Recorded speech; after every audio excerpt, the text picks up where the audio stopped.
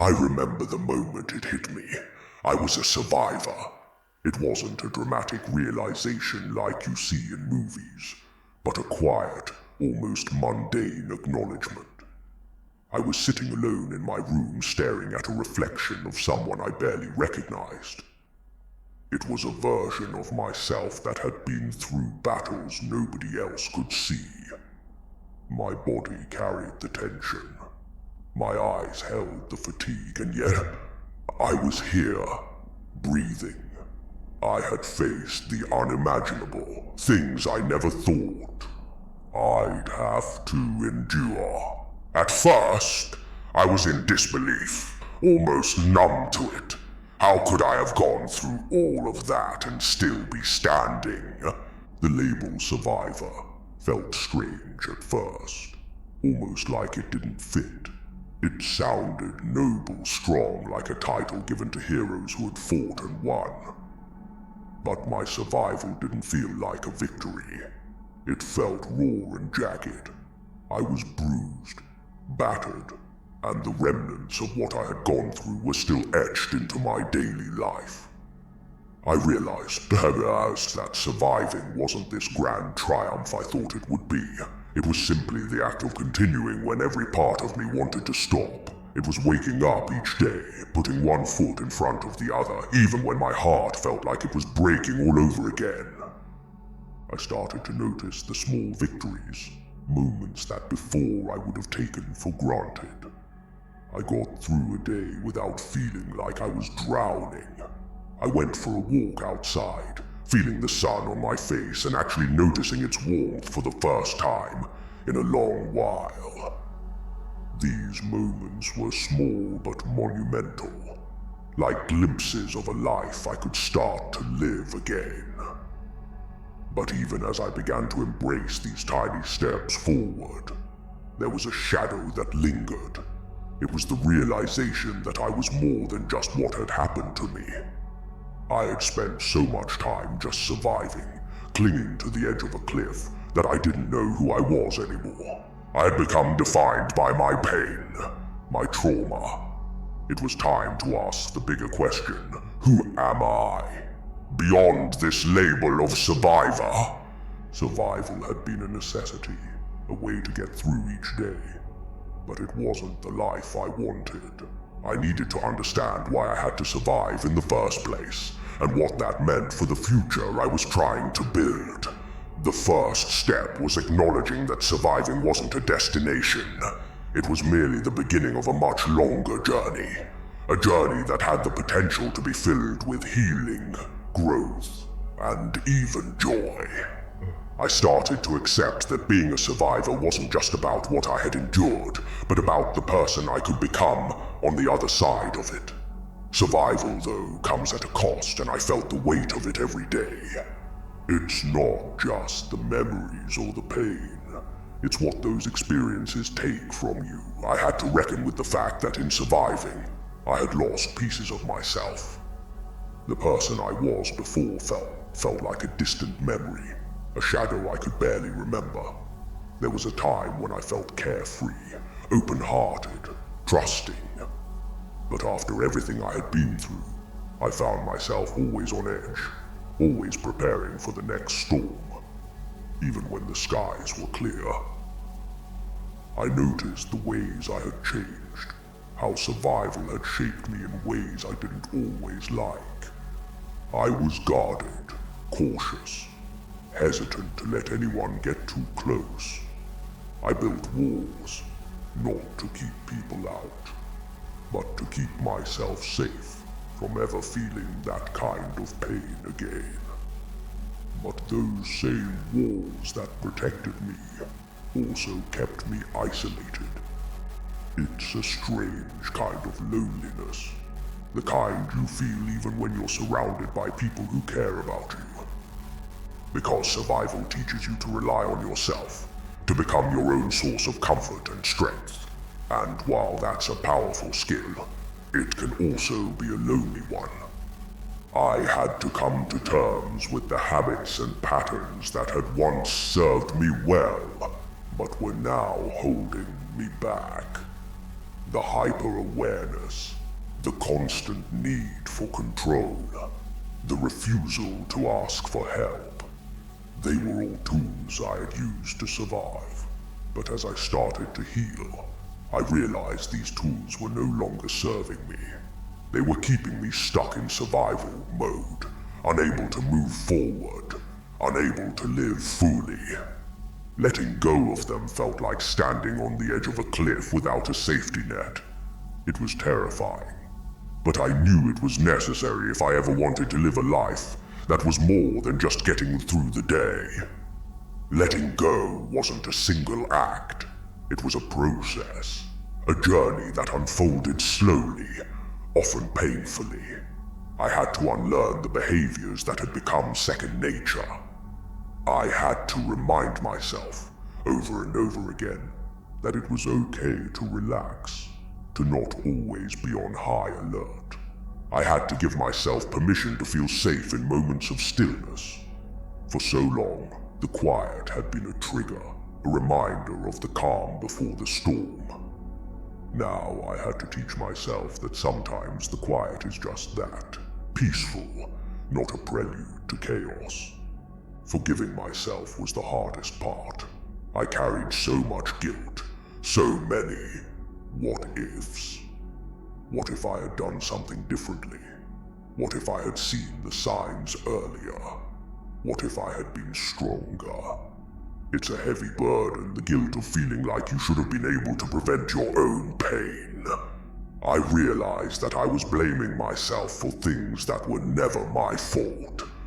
I was holding myself to an impossible standard of strength, expecting that I should have known better, that I should have done better. But surviving is messy. It's not about making the right choices every time. It's about doing whatever you can to keep going, even when you don't know what the right choice is. I started to see that forgiveness was not about excusing what happened, but about freeing myself from the grip of my own self-judgment. It was about recognizing that I did the best I could with what I had at the time, and that was enough. I had to forgive myself for the moments when I felt weak, for the times I broke down, for the days when getting out of bed felt like a monumental task. I had to let go of the shame I felt for not being stronger, for not being perfect. Letting go meant choosing to embrace who I was in this moment, not who I thought I should be. It meant accepting that healing isn't linear, that there would be days when I felt like I was back at square one, and that's okay. It's all part of the process.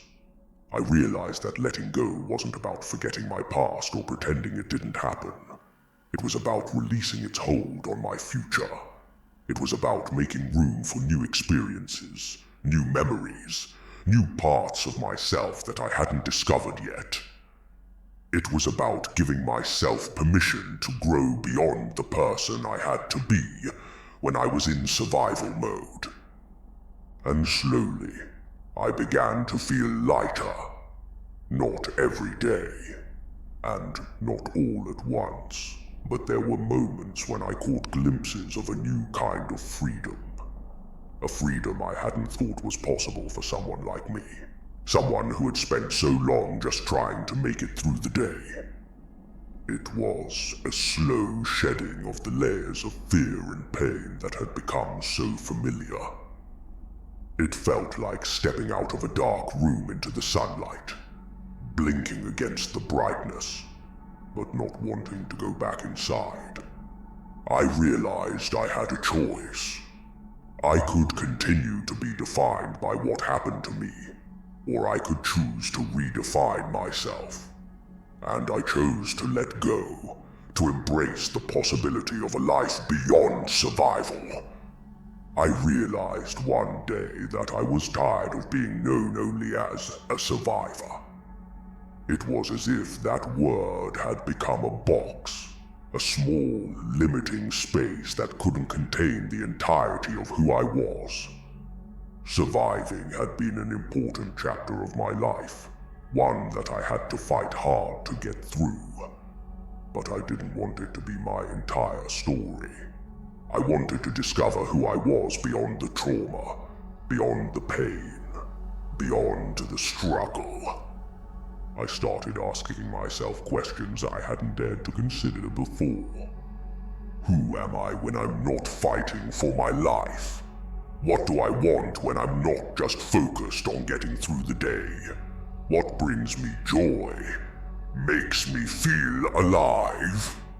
For so long, my sense of self had been tied to the things I endured.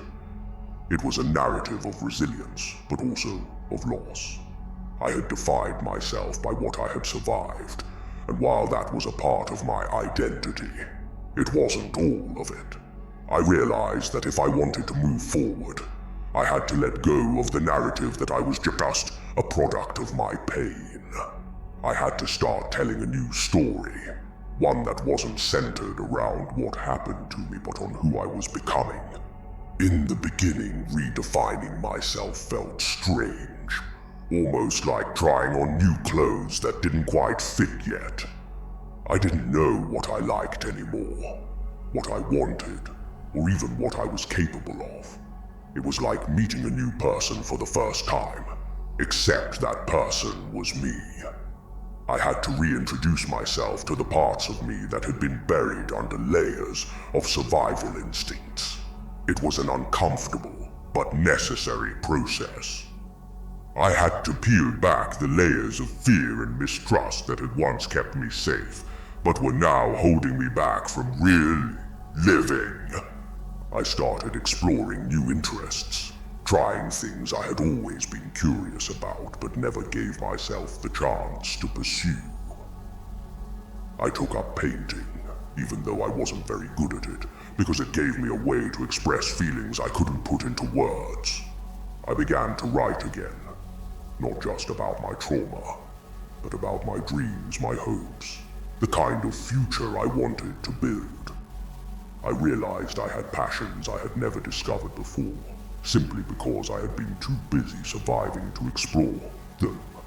And for the first time in a long time, I felt a flicker of excitement about the unknown.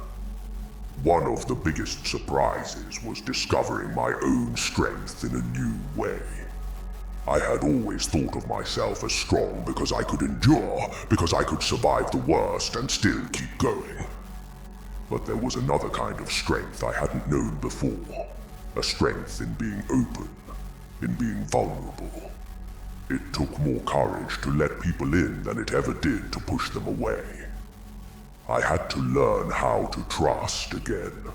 Not just others, but myself. I had to trust that I could handle whatever life threw at me. That I didn't have to be on guard all the time, waiting for the next blow. I started to see that my strength wasn't just about surviving. It was about thriving.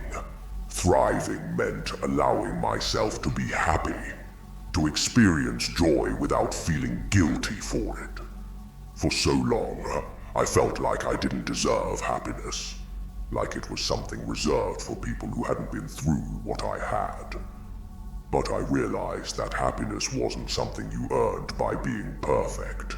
It was something you created for yourself, by choosing to live fully. I had been holding myself back, believing that I needed to fix every broken piece of myself before I could be whole again. But I began to understand that I could be a work in progress and still worthy of joy. As I started to redefine myself, I realized I had a choice in how I saw my life. I could continue to see it as a series of painful events, a collection of scars, or I could choose to see it as a journey of growth, a testament to my resilience. It was about perspective.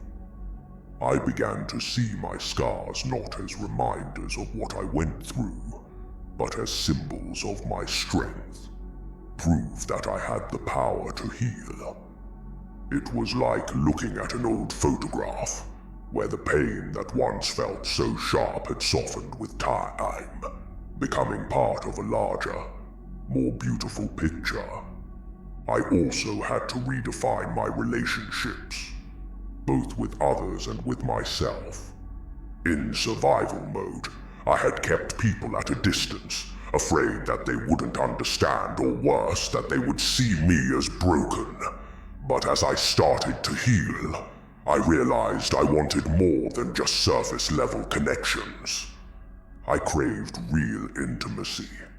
The kind where you let someone see all the messy, complicated parts of you. It took time, but I began to open up, slowly at first, testing the waters. I learned that being vulnerable didn't make me weak, it made me human. And in sharing my story, I found that I wasn't as alone as I had once thought. There were others who understood, others who had been through their own battles and had emerged on the other side, stronger and more compassionate. Redefining myself also meant letting go of the pressure to have it all figured out. I realized that I didn't need to have a perfect plan for my future. I just needed to take it one day at a time, following the small sparks of joy and curiosity that led me forward. I allowed myself to dream again, to imagine a life that wasn't dictated by fear or the need to protect myself. I started setting goals that excited me, not because I needed to prove anything to anyone, but because I wanted to see what I was capable of when I wasn't weighed down by the past. It was like rediscovering a part of myself that I thought had been lost forever. I found a new kind of freedom in embracing the unknown, in giving myself permission to explore and to make mistakes along the way. I realized that I didn't need to have all the answers, that it was okay to be a work in progress. Redefining myself was not about becoming a new person. It was about uncovering the person I had always been, the one who had been hidden beneath the layers of survival. I realized that this journey of self-discovery wasn't about creating a new identity, but about reclaiming my own. It was about integrating all the parts of me, the survivor, the dreamer, the fighter, and the creator, into one whole person. I am not defined by any single part of my story, but by the way I choose to live it. And in redefining myself, I found a new kind of strength, a new kind of joy. It was the joy of being fully authentically me, in all my complexity and beauty. I realized that I am more than just a survivor. I am a creator of my own life, and I have the power to shape it in any way I choose. Choosing to thrive wasn't a decision I made just once. It's something I have to choose every single day. It's not about reaching a place where everything is perfect and the past no longer hurts. It's about waking up each morning and making a conscious decision to live, not just exist. There was a time when I thought surviving was the end of the road, that getting through the hardest moments was the ultimate goal. But once I stood at that precipice and looked beyond it, I realized there was a whole world waiting for me. It was a world I didn't think I deserved. A world filled with possibilities, love, laughter, and dreams that I had tucked away because they seemed too far out of reach. In the beginning, thriving felt foreign, almost like a language I had forgotten how to speak.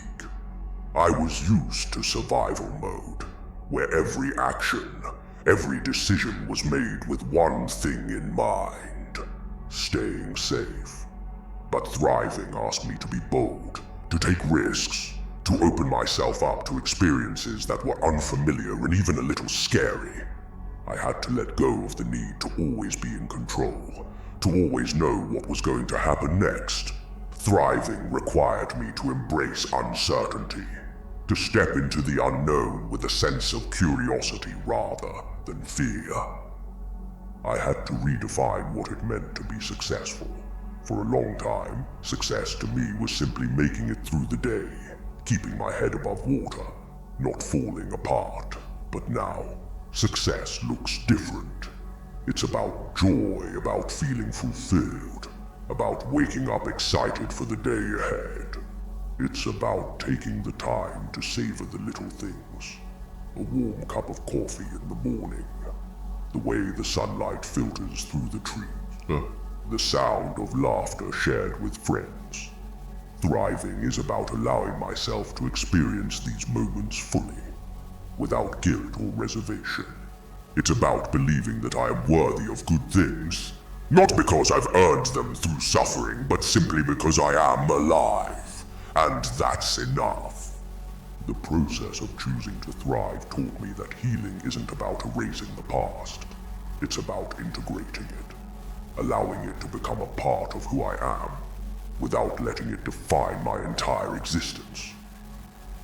It's about taking those broken pieces and building something new, something beautiful. I realized that the pain I went through had shaped me, yes, but it didn't have to be the mold that determined the rest of my life. I am allowed to be happy, to dream big dreams, to want more than just survival. Thriving meant embracing vulnerability. It's easy to stay in survival mode, to keep your guard up and your walls high. There's a certain comfort in the familiar, even if that familiar is filled with pain and isolation. But to thrive, I had to let those walls down. I had to allow myself to be seen, to be known in ways I hadn't allowed before. It meant showing up as my full self, flaws and all, and trusting that I would be accepted. It meant taking the risk of being hurt again, but knowing that I am strong enough to survive if it happens. It's a different kind of strength, one that isn't about endurance but about openness. It's the strength to say, I am willing to love again. I am willing to trust. I am willing to be happy, even if it scares me. I had to learn how to forgive the world, and even more importantly, how to forgive myself. I had to forgive myself for the years I spent just surviving, for the times I let fear dictate my choices, for the moments when I settled for less because I didn't believe I deserved more. I had to let go of the resentment I held towards myself for not healing faster, for not being able to just get over it. Thriving isn't about forcing yourself to be happy all the time. It's about creating space for all of your emotions, allowing them to coexist without judgment. It's about understanding that healing isn't a straight line, that there are setbacks and relapses, and that's okay. It doesn't mean I'm failing, it just means I'm human. Choosing to thrive also meant rewriting my narrative. I had to take ownership of my story, to reclaim the parts of it that I had allowed to be defined by others or by the pain I experienced. I am not just a victim of my circumstances. I am not just a survivor of the battles I fought. I am the author of my own life, and I get to decide what happens next. I started to see myself as more than just a product of my past. I am a creator, an adventurer, a lover of life. I am someone who has learned to find joy even in the smallest moments, who has discovered that laughter can coexist with tears, that hope can grow even in the darkest soil. Thriving is about connection, about realizing that I don't have to do this alone. For so long, I felt isolated, like no one could possibly understand what I was going through. But as I began to open up, to share my story, I found a community of people who had walked similar paths. We became a source of strength for each other, a reminder that we are not alone. Thriving means reaching out, building relationships that are based on authenticity and vulnerability. It means surrounding myself with people who lift me up, who celebrate my victories, and who stand by me even when I stumble. I also had to redefine my relationship with failure. In survival mode, failure feels catastrophic, like one misstep could send everything crashing down. But thriving taught me that failure is a part of growth. It's a sign that I am trying, that I am pushing my limits and learning new things. I learned to see failure not as a reflection of my worth, but as a necessary step on the path to success. It's in those moments of failure that I find the greatest opportunities for growth, where I learn the most about myself and what I am capable of. Thriving is about giving myself permission to be imperfect. It's about embracing the messiness of life, the ups and downs, the beautiful chaos that comes with being fully alive. It's about saying yes to new experiences, even if they scare me. It's about letting go of the need to control everything and trusting that things will work out, even if I don't have all the answers. It's about dancing in the rain, laughing until my sides ache, and allowing myself to be loved deeply and fully. I am more than just a survivor. I am someone who chooses to thrive, to live a life that is rich and full and bursting with possibility. I am someone who has learned to embrace the unknown, to find beauty in the unexpected. I am someone who believes that the best is yet to come, that there is always more love, more joy and more adventure waiting around the corner. Every day, I choose to thrive because I know that I am worthy of a life that is more than just survival. I am worthy of a life that is filled with hope, passion and endless possibility. And that is a choice I will continue to make every single day.